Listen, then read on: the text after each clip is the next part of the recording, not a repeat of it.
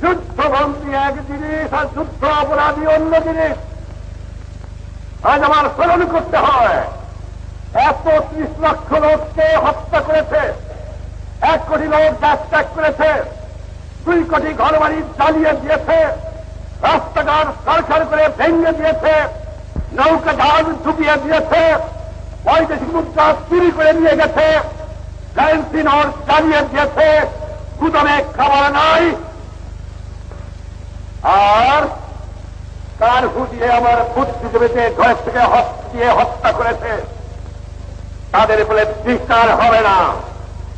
আপোষ করতে শেখ মুজিবুর রহমান জানে না বাংলার বিজে বিচার হবে।